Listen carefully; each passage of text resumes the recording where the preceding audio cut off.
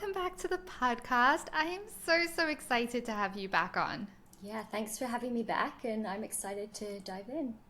I've really been looking forward to this conversation so much because your story is just such a beautiful one and so inspiring because you've gone from building your jewelry business alongside your 9 to 5 to taking the leap a couple of months ago into running it full time. And I know that there's just so many jewelry business owners listening to this who dream about that exact transition.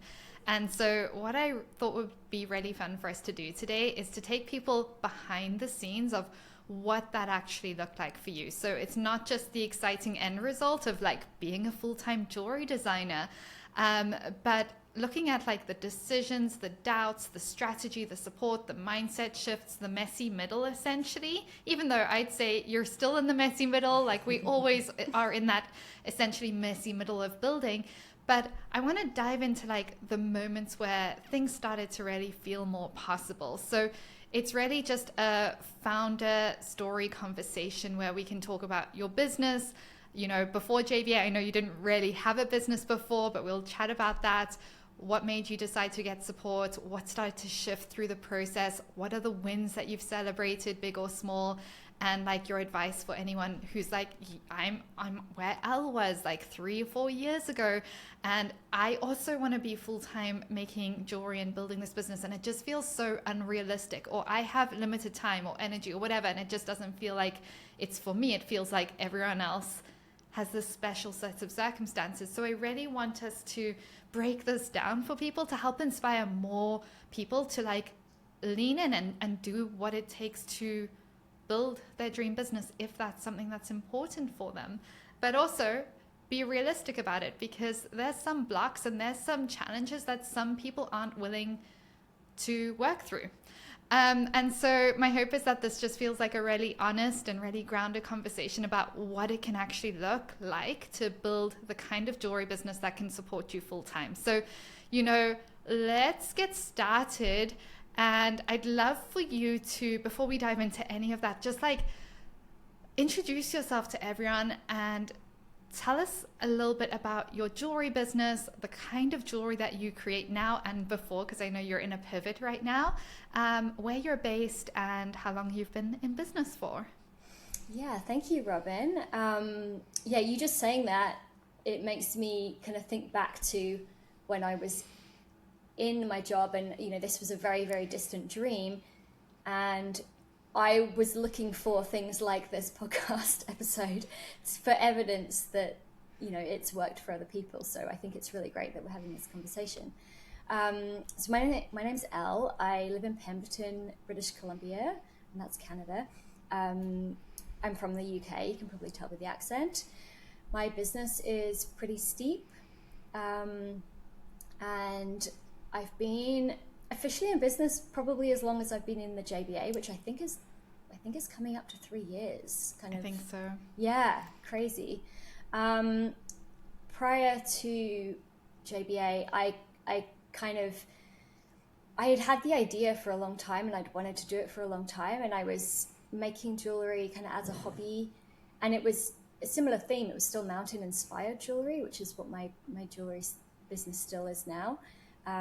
But it wasn't really a business. I was kind of selling the odd piece here and there, and it would be more about me making things and then sticking a photo on Instagram and seeing if someone wanted to buy it. Yeah. I love that. So would you say you kind of treated it was more like a little bit of a hobby when you got started? It was a hobby, but I've always had the sort of drive and I've always had that like entrepreneurial drive and wanted to be in charge of my own life, I guess. My parents were self-employed, so I didn't grow up with parents going to work and having to be a slave to someone else. And I found it really hard when I graduated.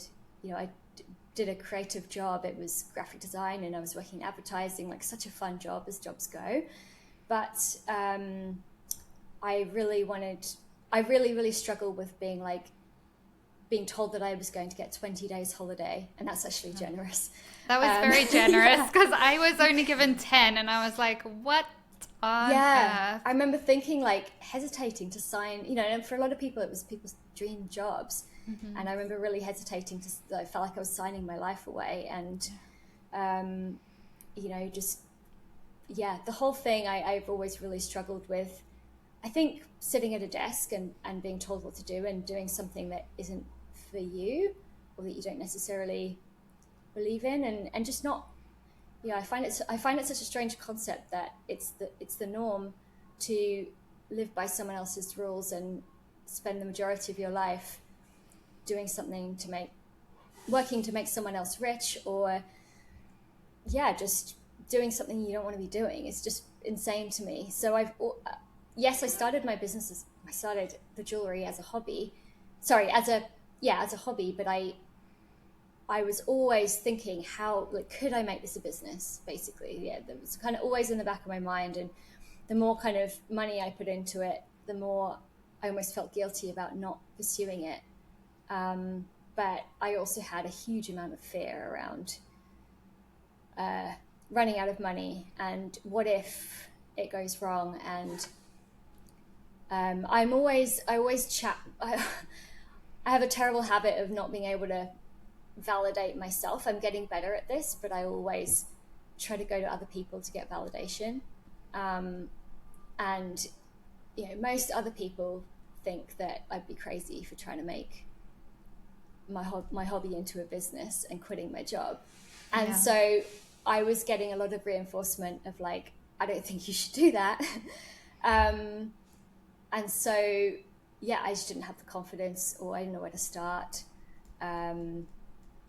So I just kind of kept it as a hobby and tried to build it on the side. But I know that some people manage to do that really well, to build a strong income and go all in while they're still in a job. But I found that really, really difficult to do two things. I'm quite an all or nothing person, I think. So it was very difficult for me to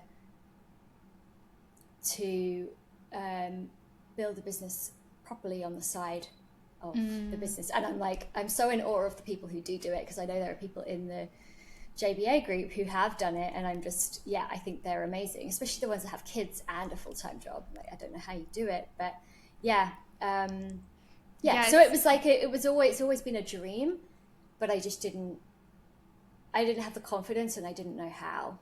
You know what's so interesting is how, when you're talking about being in a 9 to 5 and like someone else having ownership over your time and what you're doing and when you're doing it, and you're like, it's insane to me.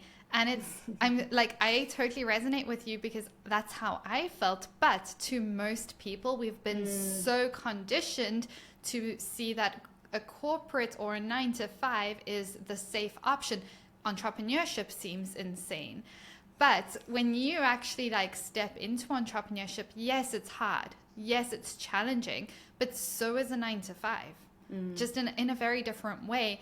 And I agree with you. Like, to me, a 9 to 5 is anything but safe. I've just seen people after 20 years lose their job overnight and not be able to get more work. But entrepreneurs who go through hardships are able to generate money again, because they've learned those skills. They've built that confidence in themselves. They learned to pivot.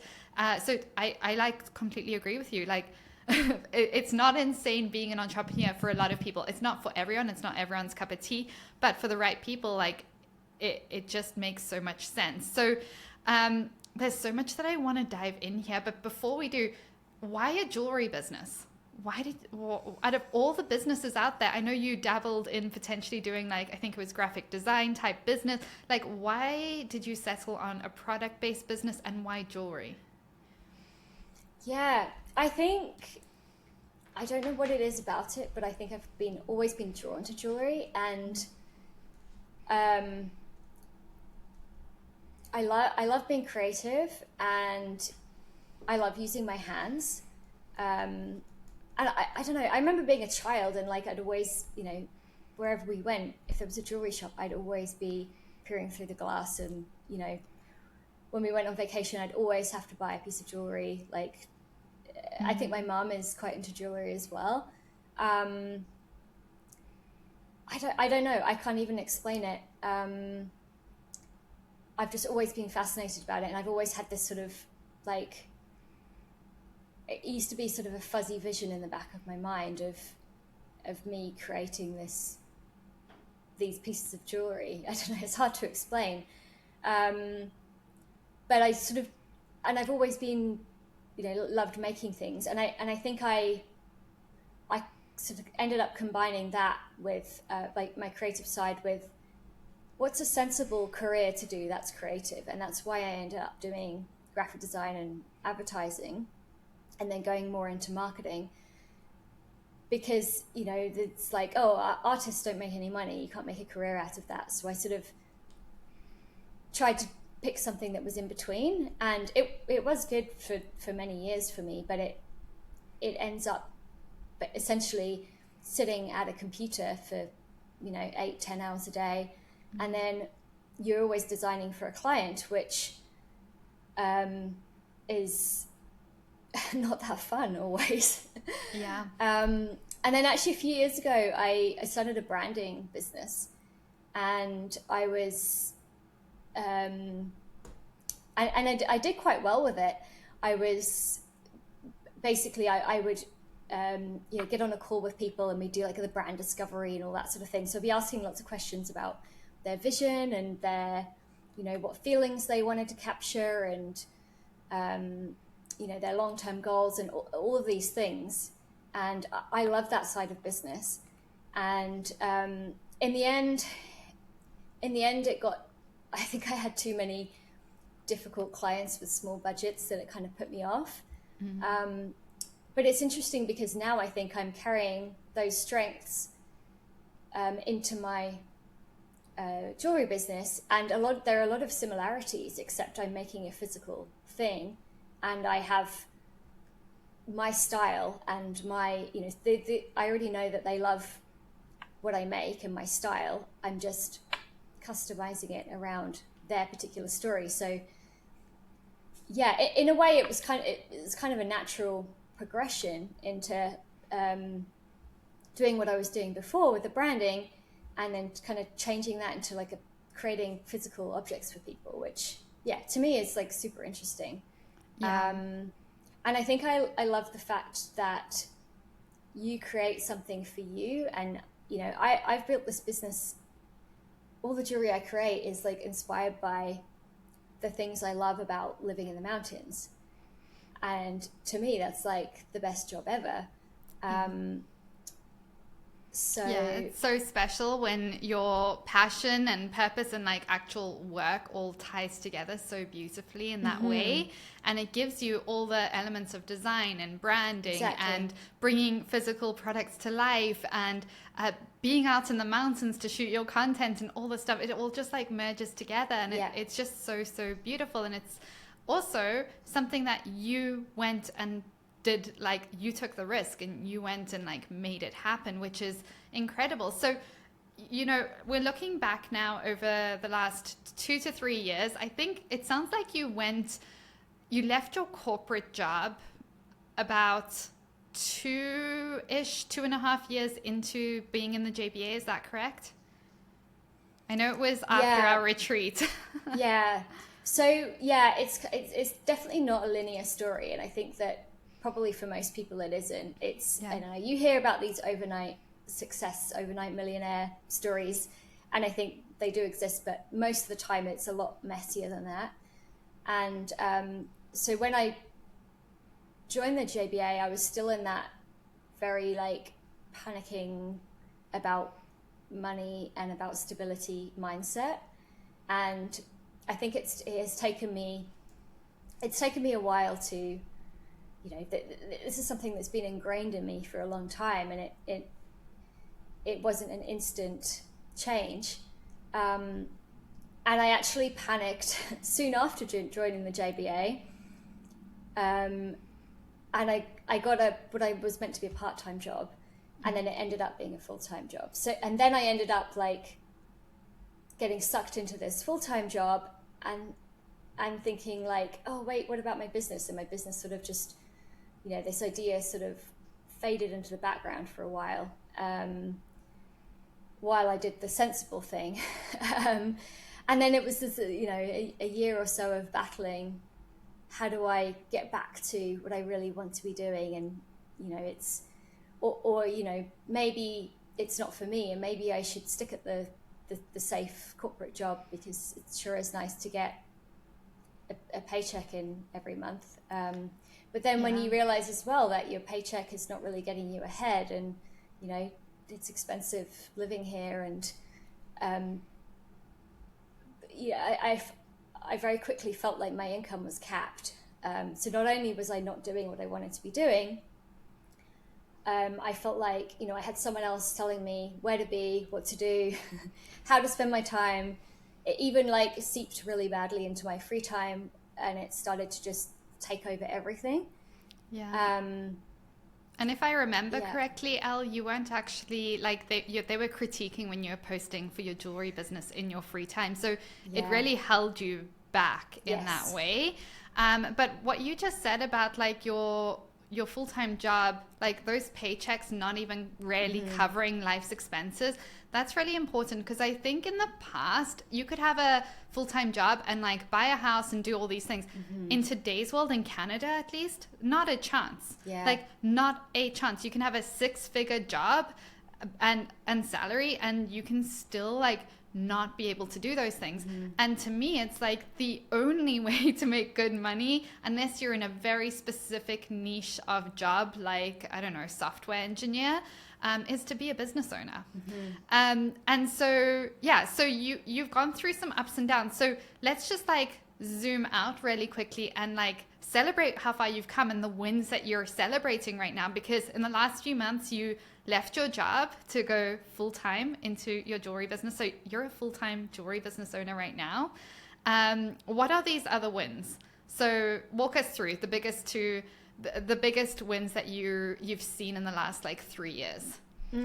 Starting with start with the shift to full-time, if that's one of them. Yeah, so the biggest win for sure has been quitting my corporate job and going full-time into my jewelry business. I toyed with the idea for years, and it's been a dream of mine, and I just didn't know if it was possible, and I didn't know how, and I didn't have the confidence to take the plunge. And I can't believe that it was only 6 or so months ago that my life just looks so different. And even if I have a bad day now as a business owner, I kind of remind myself that, I think the other day I was complaining that I had to drive to Vancouver, and I was like, oh, I really don't want to drive to Vancouver. It's 2 hours in the car, and it's just, I hate being in the city. And my boyfriend reminded me, he's like, well, at least, you get to do this. You're doing this for you. And at least you're not, in this job. Just not wanting to be there. It's I won't say the specifics of what he said. It was a lot more blunt than that. But he's like, well, just, picture back to those moments. I think there were times I was coming into the JBA group calls, and I was literally like in tears talking about how much I had to get out of what I was doing. But I felt like I needed someone to tell me to do it. You were waiting for that permission slip. And so you came to our jewelry business retreat in Kelowna in September, and I think it must have been like the week you got back, you made the decision on the retreat, because we do a lot of work of working through blocks and stuff, and paired with the JBA work and stuff. I think on that retreat, I think you said you made the decision to cut down hours, but then you went in and you just handed in your resignation. I did. Which is a really bold move. And it's something that a lot of people would not be able to do, even when they've got this beautiful dream and the job that they're doing is not lighting them up. Talk us through like the mindset shift or the resilience that you had to have to actually go and do that. So but before the retreat, I was just sort of going to work and doing my job and getting on with it, and just sort of trying to make the most of it. And, you know, just, I don't know, I don't even know really how to explain it, but, you know, if I would complain about work to someone, they would just be like, well, yeah, I don't want to go to work either. That's life. Like, that's kind of the attitude that I think most people have. And it's almost like what we're taught to have. It's like, well, we all have to do things we don't want to do. Like, just deal with it. Like, work is work. And then I came to the retreat, and I think because my job as well did not support me having a side hustle or hobby or whatever, because I don't know, maybe it was a threat or a distraction or whatever. But I felt like I was sort of being kept small, and, you know, almost being told that you know, this silly thing on the side, like, you shouldn't be putting your time into that. You should be focusing on your job. And then I came to the retreat, and I was surrounded by, like, just such an amazing, supportive, inspiring group of people. And just seeing, you know, there were a lot of people were in there doing the jewelry full time already, and seeing how you live your life, and just being surrounded by people who really believed in me and lifted me up and just made me feel so great and excited about the jewelry business. It was such a stark difference from the environment that I'd come from, that, you know, it's like, I don't want to be around that energy anymore, and I don't want my life to look like that. And then I see how other people are living their lives, and, you know, not that it's easy at all, but it gave me a real picture of how I wanted my life to be. And I think it also gave me the courage to speak up for what I wanted, and for what I'm worth, and for kind of what I'm not going to put up with anymore. And as well, you know, at my job, they were sort of tightening up on everything. And, you know, I couldn't work from home anymore. That was a big thing. And I had to take my dog there. And even seeing my dog's energy when she had to go and sit in that office in an environment that was, like, not super positive, even just seeing her and thinking, like, I don't want her to spend, you know, she's 10. I don't want her to she's sitting down here, which is why I'm looking down. I don't want her to spend the rest of her life, you know, who knows how many years she has left, kind of being dragged into this environment, and then picking up on my energy that's just kind of dulled. So I think it was that really stark contrast of the different energies of the people that I was around. And it just really gave me the confidence to think, like, I need to do this. And yeah, I went in with the intention of going part-time, and I think I was just, I'd have enough of kind of being kept small, and kind of, I just got goosebumps. It's just giving me chills, Elle, listening to you share this, because it's actually making me think back to the retreat. And the retreat is such a vibe, and the energy is unreal. And when I'm looking at even my day-to-day life, like, it's very similar to what, like, the feeling at the retreat, the people I hang around with. And it's making me, like, sometimes you get so caught up in how you live your life, you forget that it used to be very different. And I'm looking back to myself when I was in the corporate world, and on one level I was thriving, but on another level I was, like, keeping it, I was playing it safe, I was keeping it small, I was talking about little small talk in the office, which killed me.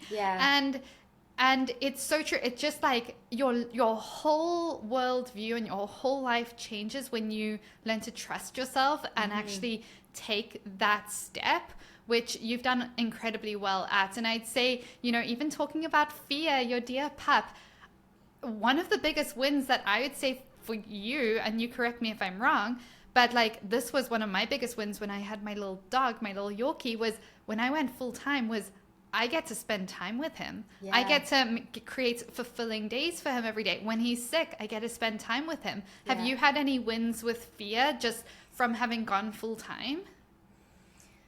Oh yeah.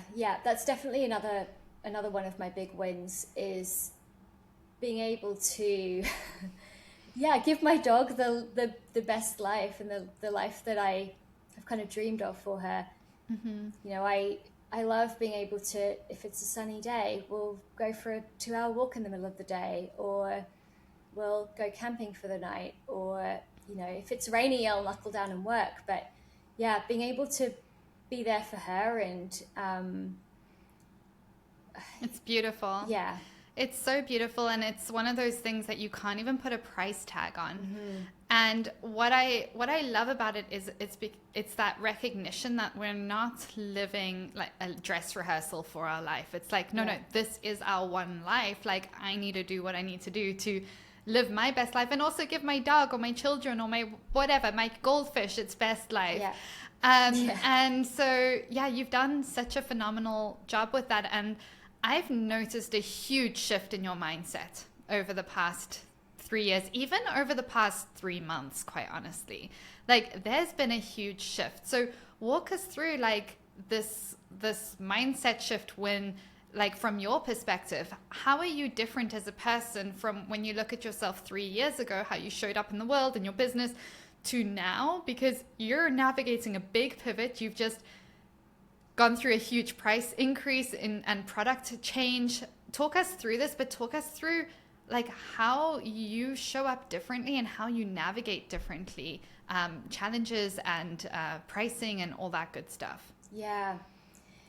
So mindset is definitely another one of my wins. I think that 3 years ago, even 2 years ago, I had a lot of self-doubt, and I would spiral very quickly and think, something would go wrong, and I'd think, maybe this isn't for me. I should just quit now. You know, I should apply for a job. Yeah. And because, you know, you're always going to get a mix of kind of the good and the bad. And I think that over time, you get more positive feedback than bad. And it's very easy, you know, to get 10 amazing pieces of feedback from a client, and then you get one person who's like, I don't know, I got someone saying that they ordered my dog pendant and they gave me 4 stars on Google, and they said that they loved it. It was a bit smaller than they expected. And I've got the dimensions, you know, on the website. I've got pictures of it on, as I'm wearing it now. It's tiny. Yes, it's tiny. It even describes itself as a tiny pendant. And I remember getting like so upset, being like, I've upset this person. Am I advertising this falsely? Blah, blah, blah. And then you think, you know, at the end of the day, she said she loved the pendant. And, you know, even if it was a genuine bad review, they're so few and far between. And there are always people who want to vent or complain. And I think that one of the biggest changes for me is I get a bad or a slightly negative or a slightly, you know, it's not even negative. It can be like a medium piece of feedback.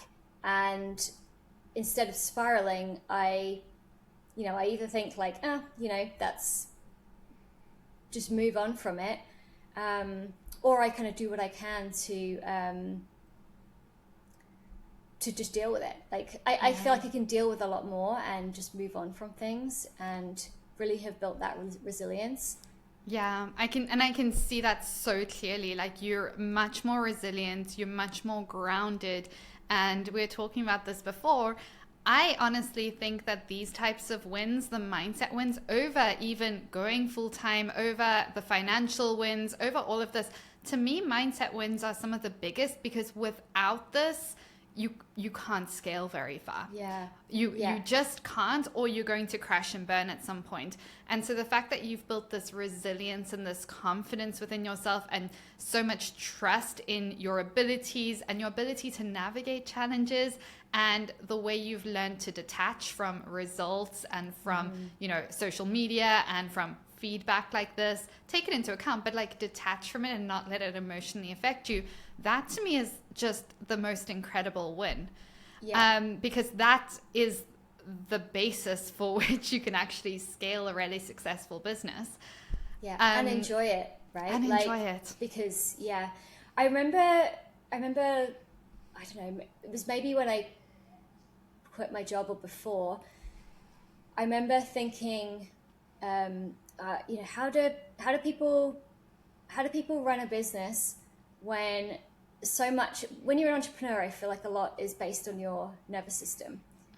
And how on earth am I supposed to keep running a business when disaster strikes, something happens in life, as life does? How am I supposed to keep going and keep showing up and keep running a business when something really bad and scary happens? Actually, I think it was in January, my dog had a surgery and I just shut down and couldn't do anything. I just didn't do anything. I did a lot of crying. And I remember thinking, like, how am I supposed to do this? And then I've since learned that you don't learn to just, on the days where you're broken and can't get out of bed, you don't learn to just get up and go about your day as though nothing's happened. Instead, you build a business that can keep on going. You have things set up so that things keep on running without you. And I think that was a huge kind of like light bulb moment when I realized the goal is to set things up in a way, not only so that I can live the life that I want to live, but also, if I need to, I don't know, go to the UK for a month unexpectedly, or if I need to, my dog goes through a surgery and I'm so distracted I can't really focus, that my business is set up in a way that it can keep on running. It may be at a slightly lower level, but things keep moving forward, and I think that's really important. And it's so nice to know that I don't need to try and request time off and get it approved and justify everything. I can just do it, and it might be a bit of a quieter month, but I can still do things to move forward. And I also have I don't have an official team, but I have, contractors that I work with that I know can kind of help me pick up the slack and keep moving things forward if I need to take some time off. So that was a huge shift for me, I think. Oh, and that's powerful, because otherwise, if we build a business where we can never be away from the business in order to generate money, we've built a job, not a business. And so that mindset shift is so powerful, and that realization, like, this is important, and we're going to make sure we take the time to build out these systems and get these contractors in place, which you have many of them already in place, is awesome. So are there any specific numbers or sales results or anything, or business milestones that you feel proud of sharing when you're looking back from where you started? Because I think when you started, you'd maybe sold a couple of pieces as a hobby, but there was not many sales happening at that point. Yeah, when I started, I'd sold a couple of pieces here and there, but they were just kind of one-off pieces. There was no theme, there were no collections, nothing like that. And then, when I joined the JBA, I was able to build collections and kind of structure things in a way that I could scale. That was a huge thing for me. I know that I enjoy making one piece of jewelry, but I don't want to make 100 of the same things. I have no interest in doing that. I get way too bored. I'm always like on to the next creative idea, which is a problem I've had to rein in a little bit. But so when I started, it was very sporadic sales here and there with no strategy, no structure. And then with the help of the JBA, I built everything in a way that I was making sure that it was profitable and there were really good margins, and in a way that I could scale. And yeah, another thing, I launched the business as what I thought it was going to be long term, which is, you know, kind of $100 pieces. It's a bit higher now because the cost of silver's gone up so much, but you know, it's kind of $100 to $200 pieces. And I think I was really open to kind of following what worked and following what people wanted to an extent. You know, you can't cater to everybody's preferences, but I started getting a lot of requests for custom pieces, and it was kind of following the theme of my the jewelry that I was creating. And so I followed this, and I had this voice in the back of my head, the Robyn voice, that basically is like, oh, you don't want to just do one of a kind, just do custom, because you will hate your life and it's not scalable. And my first request for custom was an engagement ring, and it was using a style and a concept that I had launched, which is it has mountain texture on the ring from a specific mountain, and I don't know how many emails were exchanged, maybe 100, and there were so many options, and even myself, I was so overwhelmed with, you know, I don't know if you've ever dug into gemstones and diamonds, but the options are endless and overwhelming for me and the client. So, you know, I think I came to you and I said, you know, I've got demand for this idea, but I know that I don't want to do this fully custom stuff because it's just so time consuming and it's not a good experience for the client either. So we ended up coming up with a custom process, which is more, it's using my designs, but there's a fly buzzing around. It's going to drive me crazy. It's using my concepts and my designs, but instead of making everything fully custom, which would take hours, it's using my designs as a starting point, and they can customize certain points, which is great because they kind of know what they're going to get, and I give a lot of guidance onto like why, you know, what stones to pick and why. And so yeah, I've basically changed the business model a lot, which means that I'm offering customizable rings instead of fully custom. And what's nice about this is I still get to design something for the client, you know, using my branding skills, design something custom for the client. I get to fill that kind of itch of like creating something new regularly. And the price point's way higher. So when you say way higher, like what was the starting and price point? So I think when I started my I was selling rings for $90, and now I'm selling customizable rings for kind of midpoint $5,000. So my, you know, a good month when I started was $1,500, and my best month so far, I only launched the rings a couple of weeks ago. My best month so far is $5,000, which the really exciting thing about that is that I've built it in a way that is scalable, so that $5,000 can easily turn into 20,000, 20, 50,000, 100,000 without excessive amounts of work and time. Without excessive amounts of work from me. Yeah, I haven't figured out yet what my kind of maxed out point is. I'm sure hopefully I'll get to find out soon. But that's what's really exciting, is that I don't have to deal with selling like hundreds and hundreds of pieces per month. I didn't want to get to a point where I was just like churning out the same thing, lots of the same thing, and having to sell huge amounts. And I also love like working one-to-one with a customer, but to a point.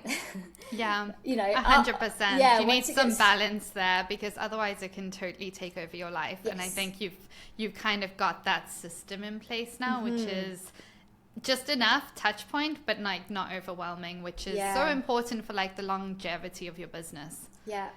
Yeah. So Um, that's probably the most exciting kind of shift in my business. And it almost feels like I launched kind of a different business. And yeah, there were definitely some hurdles, and I definitely am still struggling a little bit when people are like, how much is this ring?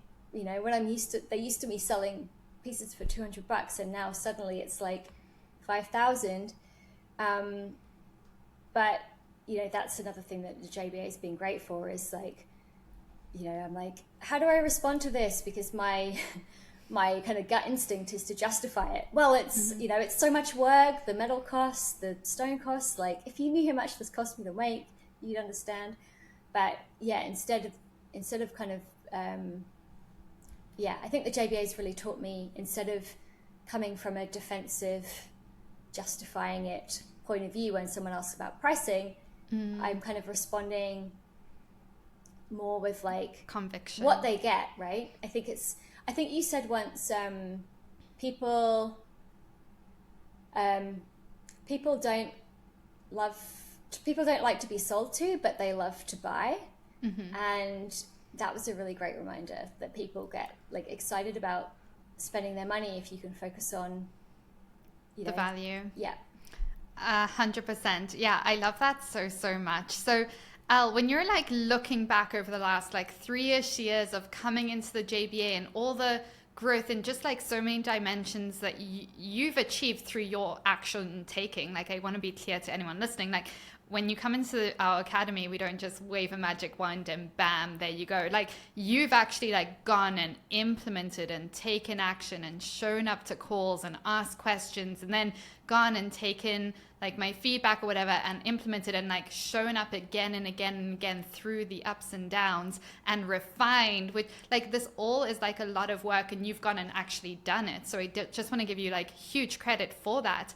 But when you look at like how far you've come and like the shifts of going full time in your business and the mindset shifts and the financial shifts and just everything in your business and the systems that you're implementing and all of that, what role, and I want to say jewelry, did the Jewelry Business Academy play? But quite honestly, we're having issues with people replicating our name and then trying to take credit for our clients. So like what role did I play, and being part of our community and coming to coaching calls and my trainings, what role did this play in like helping you like navigate this and celebrate these wins and get to these results? Yes, well,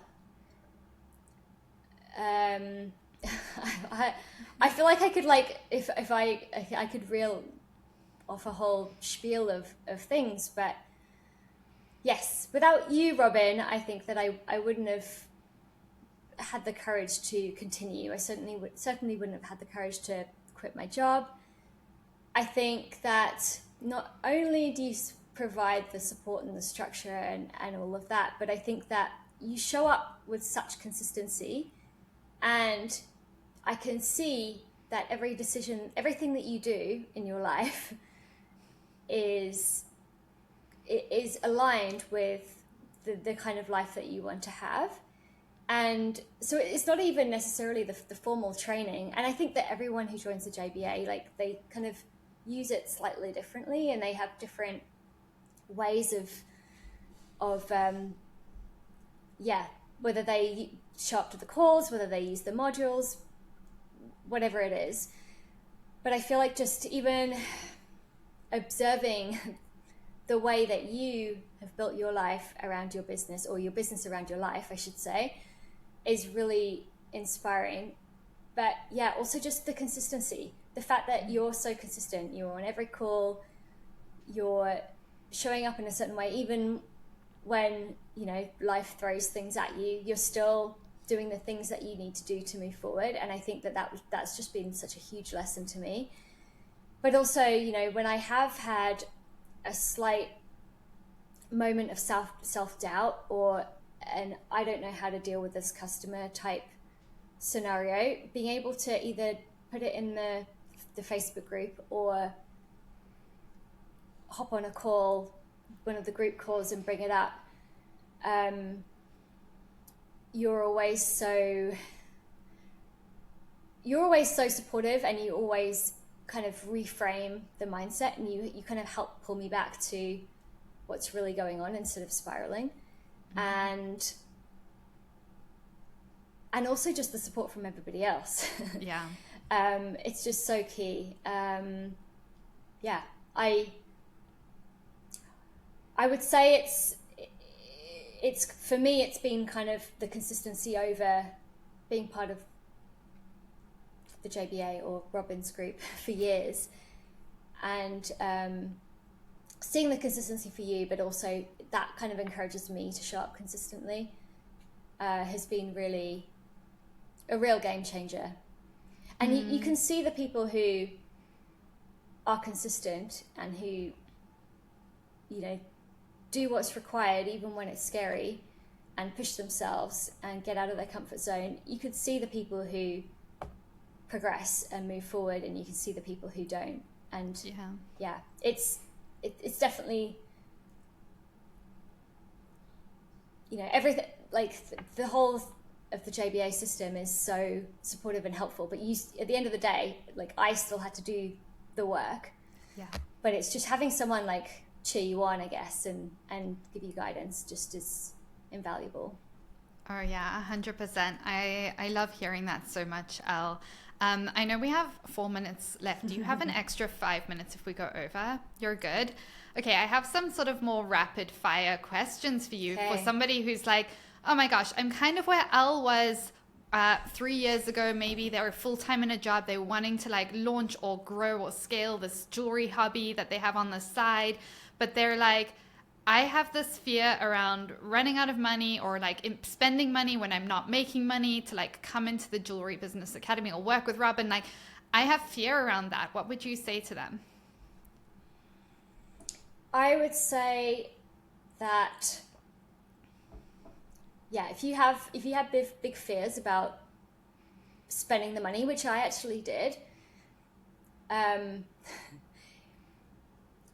you know, if you really want to, if you're really serious about making this happen, and you have this image of how you want your life to look, and that is your jewelry business and giving you the freedom and, you know, all of the things that it enables you to do with your life. The scary bit for me was like, you know, handing over my money. Mm-hmm. It was making the decision. That was the bit that I had huge anxiety around, because I was like, what if this isn't the right choice? But once I'd done it, that felt like me committing to building this and to believing in myself and believing in the business. And it actually felt great. And, you know, I think if I hadn't done it, I would still be working for somebody else. If I hadn't have joined the JBA, I would have been working for somebody else still. And I don't think I would have had the courage or the confidence or the support to do it alone. I love that. Yeah.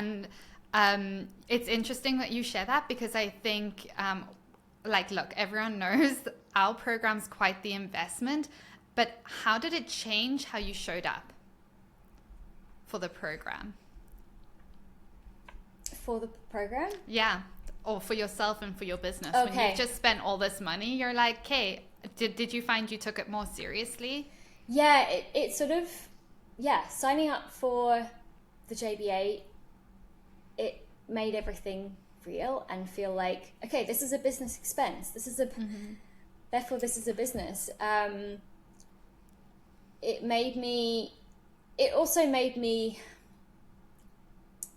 feel like it was a duty that I had to myself to make this happen. The more money I put in, the more committed I am. Not just money, but money, time. You know, even when, and it's interesting as well, seeing as I gradually believe in myself more, and I show up differently, and I show up with conviction, and I think as well it helps that I've evolved to not design jewelry for other people, but design what I truly want to be creating, which means that I have full conviction in what I'm doing. And then it's interesting because, you know, my friends and family who were like maybe a little less sure, they thought it was just a hobby, suddenly now they're like, they see it as a legitimate business. I can't remember your original question now. No, that's great though. I love that so much. That's such a huge shift. I don't know if you have ever done the math on this. I'm just curious. Do you have an approximate ballpark idea of how much your investment in the JBA, like coming into the program, you've had a return on? Has it been a 2x investment? Has it been a 5x, 10x? Do you have a ballpark idea since coming in, like over the last 3-ish years? I mean, did you make the money back? I've made the money back, and I think, give it another 6 to 12 months, and the investment that I made with the JBA is going to be, it's going to be like a fraction of what I've made back. Yeah. So I think the return, I've made my money back, but I think I'm at the point now where I'm in a really good place to build and scale things, and to stop bringing in money that I never could have made with my corporate job. Yeah, 100%. I love that. Because the goal is obviously to 10, 20, 50x that investment over time. Mm-hmm. So I love that. For someone listening who's like, of course this worked for Elle. Of course she was able to build a business and go full time because she's pretty and confidence on camera and all this stuff. What would you say to them? They're like, I'm smaller than her. I'm not as confident. She looks like a model. What's your advice to them? My advice would be that I feel like everybody feels that way. I was very anti showing my face on the camera. I think you mentioned the idea of a podcast to me a couple of years ago, and I was like, hell no. And now I'm working to start my own, which is insane. And now I'm the one reaching out to people who are and they're like, oh, I'm not that great at public speaking. And I'm like, it's fine, it's just a chat. Now I'm kind of talking how you did to me, which is so funny. But yeah, I think it's something that you just practice and something that you get good at. And you also stop caring about what other people think. There are still people who, probably think it's cringe that I'm showing my face on Instagram, but I don't care. I'm living my life the way I want to. It doesn't matter what anyone else thinks. I think that was a huge shift. It's when it got to a point where people also aren't judging you in the way that you think they are, Mm-hmm. And I think, I think that in a way, by showing up and not caring what anyone else thinks is the best thing you can do for yourself and your business. And I don't care if I look cringy for a few minutes on camera, if it means I'm gonna have the life that I want and have a great income and all of that. So it wasn't easy. It's been a ride, but I know that it's gonna be worth it. It already is worth it. I love that. And for someone who's listening who's like, oh, I've already joined a whole lot of other programs and courses and those didn't really work for me, I don't know if you've experienced other programs, Elle, or if this is the only one you've been in. What would you say to them? Or for someone who's like, I don't like group calls because nobody gets to talk on them. What would you say? Yeah, so I would say, so I've bumped into a couple of other jewelers, and I won't name any names, of course, but they've said that they have joined other jewelry coaching programs, and they felt like they were a bit missold to, which I think is really common. Yeah. They said that, the person who's doing the marketing and the person who's got the experience and the person who's like, I'll teach you how to build a $100,000 or $1 million jewelry brand because I did it, watch how I did it. They show up and it's not that person who's teaching them. And I think that is a huge advantage that you have. you're the person who's getting in the calls and giving everybody tailored advice. And I think that is, that is what makes the program so worth it, is you're not just trying to make a quick buck and trying to palm it off onto somebody else to coach us. The people are buying your experience and your advice. And I think that a lot of other programs, then you're not being coached by the founder of the program. You're coached by, someone that they've trained up and probably paying minimum wage to, which is very, very different. Yeah. So, and then there was a second part of the question. I can't remember what it was. About group calls. Oh yeah, I love the group calls. Even when I don't really have a question, or even if I'm busy and I'm doing some photography or something, I will come to the call and I will just have it playing in the background. And I love just watching everybody grow, and I love being able to, if someone else is struggling with something that I struggled with a couple of years ago, I love being able to give my take on it. And I think you learn so much from other people. And, every call, somebody will be like, oh, I did this and I got these results. And that's amazing to see, because it inspires everybody else. It makes me think about things differently. And often I show up thinking I don't have a question, and then, someone else inspires a question in me. So yeah, the group calls are amazing. I think some people are a little bit shy when they first come in, and then they realize that everybody's just so supportive. Everybody's probably recently been in the position that they're in now.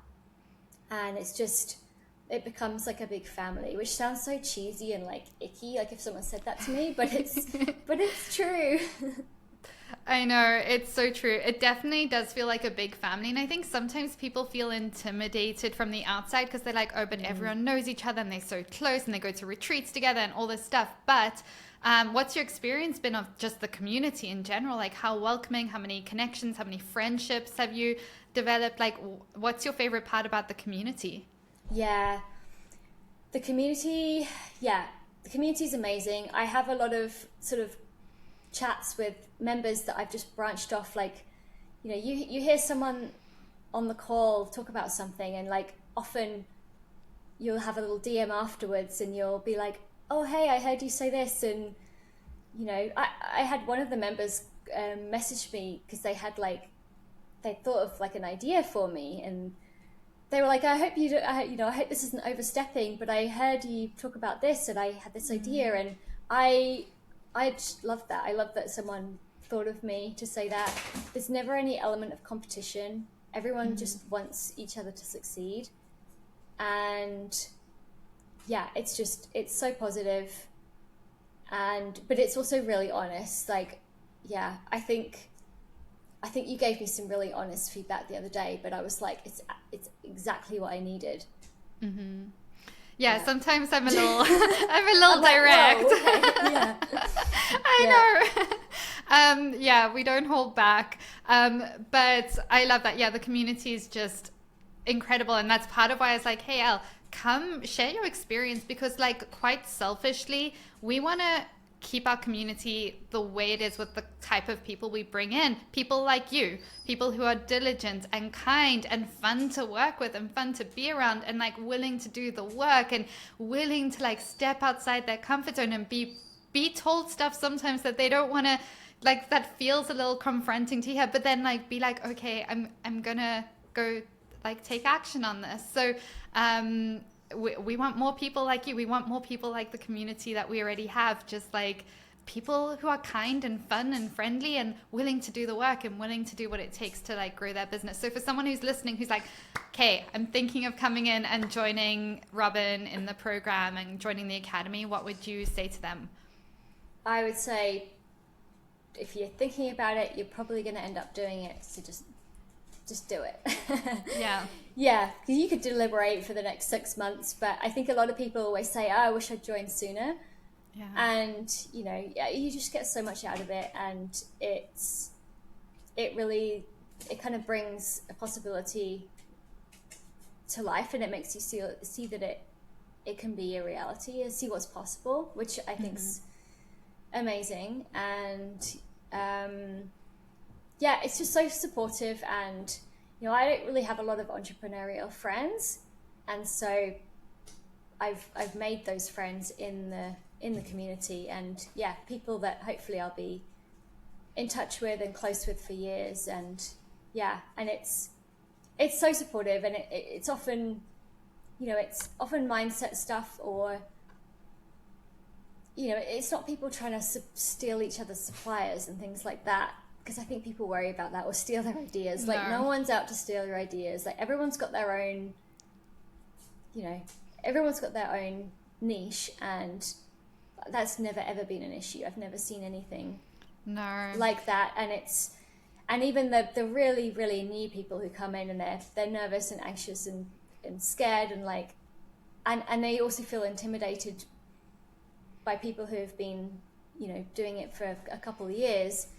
And to me, it's no, people are only looking at them with like, it's exciting to have new people, and it's exciting that they're here, and to see how they can grow, and where they will be in 2 years. It's really exciting to see. Oh yeah, no, it's so beautiful to see how everyone roots for one another and encourages one another, and checks in when someone's not even coming to calls, and creates space as well for people to practice being seen on video. And like, it's just so supportive, and I just love that so much. But Elle, this has been so much fun. Thank you for coming and opening up and sharing so generously, because your story, like, you might not even realize how impactful it is for somebody listening to this. I know at the beginning you said, like, this is the episode I needed to hear 3 years ago. But like, we have listeners in, I think it's 98 countries around the world right now. Like, this could change the game for so many people who just needed that permission slip, essentially, to be like, you can do this. So thank you for coming. Thank you for like inspiring everyone here. And I'm so just excited for you and the business you're building and the life that you've built, because what you've actually done is you've gone full time. You have this freedom already to do what you want when you want. You're now in the scaling side of things, which is just the best. But thank you for coming and sharing. Is there anything else you want to share before we wrap up? Not on the tip of my tongue, but yeah, I think, do it before you're ready. Don't quit your job before you're ready. No. but join the JBA before you're ready. Like, because I feel like the earlier you could join it, the better.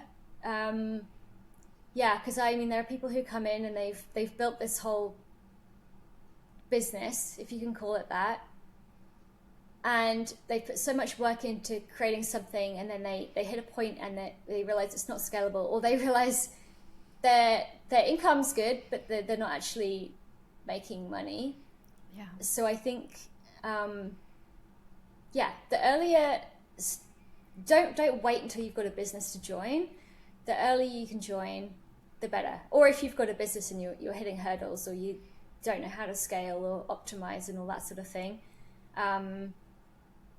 I feel like, I think a lot of people think they're not ready, or they think they're not legitimate enough, or they can't call it a business yet, or it's just a hobby, or it's just a distant dream. I don't think that matters. I think that you'll be like inspired, and you'll learn how to build something from the ground up with like the proper structures in place, and to build things organically as well. Because I think a lot of people as well, like, I don't know if people are still doing this, but they'll pay for like Instagram views, and then they'll end up with like 5,000 followers of these people who are not their audience, and it's and then they've kind of basically screwed up their Instagram account. They have to start over. So people make big mistakes like that early on, and so it's just great to bypass those. Join us early. Don't delay until don't wait until this thing is ready. Yeah. No, I 100% agree. And I know we're going to have people listening who are like, I want to check out Elle's like Instagram. I want to check out her jewelry. I maybe want to get her cute little pendant necklace, the little dog pendant necklace that you're wearing right now. Maybe somebody's getting engaged soon and they're also into mountains and hiking, and they're like, I have to check out these rings because, guys, they are absolutely dreamy. I was in a coffee shop the other day and I have a friend who's proposing in a few months, and I was like, this is the ring that you need. This is the ring. So Elle, where can everyone find you and support you? Yes, so the best place to find me is on Instagram, and my handle is at Pretty Steep. Amazing. We will link those in the show notes so anyone listening can go click, follow along, connect with Elle. Let her know your favorite things from this conversation. What inspired you? And let me know if you just send me a DM saying 9 to 5 if you're like, I am ready to leave my 9 to 5 and build this business. Like Elle said, don't just quit. Let's do it strategically. But Elle, this has been so much fun. Thank you so much for joining me. Thank you, Robyn. It's been a lot of fun.